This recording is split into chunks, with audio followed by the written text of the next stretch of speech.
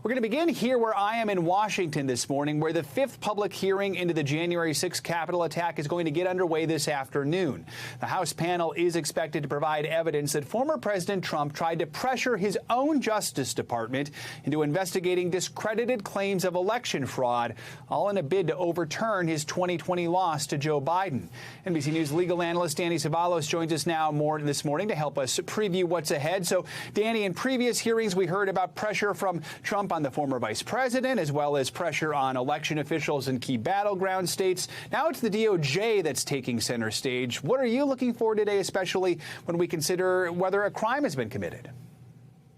I'm looking for testimony and evidence about specifically Mark Meadows contacting high-ranking members of the DOJ, including Bill Barr, Jeffrey Rosen, Richard Donahue. You'll hear from all of them today at the highest levels of the DOJ. What did Mark Meadows ask them to do? Some of that we just already know because it's in emails. But then the bigger question is, to what degree was Trump involved? And Trump, again, makes appearances in the form of phone calls and other types of direct pressure. But the key here is going to be, what was the DOJ asked to do? Because the DOJ is not supposed to interfere in elections generally, and they're certainly not supposed to help a sitting president campaign.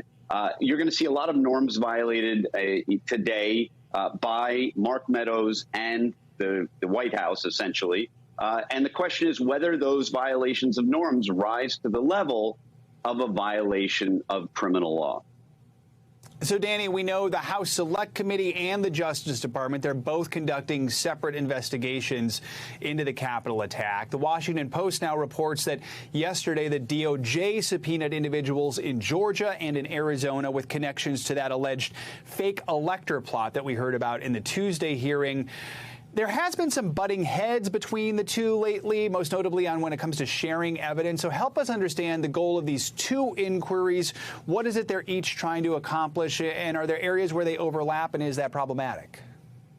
In theory, congressional investigations are supposed to be about gathering information in order to enact legislation. But let's get serious. They often stretch those boundaries because they're really often more about informing the public, informing the constituency. So that is what we're seeing here. But unquestionably, the DOJ conducting criminal investigations has far broader power in which to investigate. And they do it in secret. So they're doing it maybe with a grand jury, and we won't know exactly what information they're gathering. But they have more power. A good example is these fake electors, supposedly. The DOJ could go to them as sort of small fish in a typical DOJ prosecution 101, go to these people who will probably say, I would expect, that they felt duped by this entire fake elector scheme. And likely, if facing some sort of criminal responsibility, would immediately be more than willing to tell the DOJ all kinds of bad things about the people, the levels above them. Now, whether those levels reach all the way up to Mark Meadows and then President Trump, who knows? But the DOJ certainly has more of a crowbar to get information. We just don't know exactly what that information is. Well, we have you, and while we're still on the legal beat, I know we're expecting major decisions still from the Supreme Court over the next few days. Give us an overview of the big cases that are still left to be decided and what we know about when some of these decisions might be released.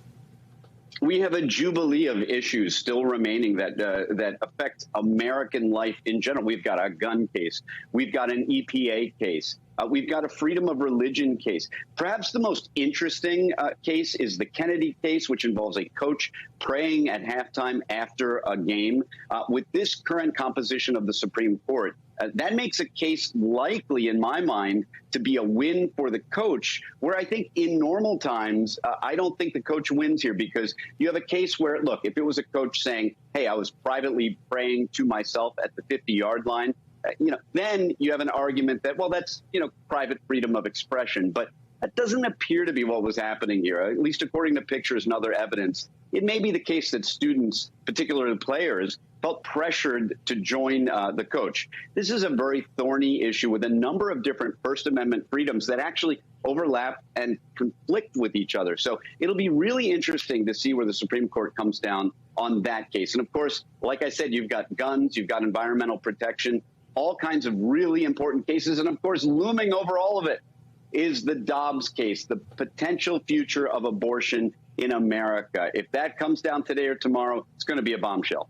Of course it is. We're all waiting for that one, and so many more still left to be decided. Danny Cevallos, thanks so much for kicking us off this hour. We appreciate it.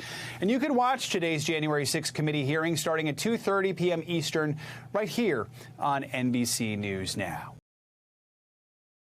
Thanks for watching our YouTube channel. Follow today's top stories and breaking news by downloading the NBC News app.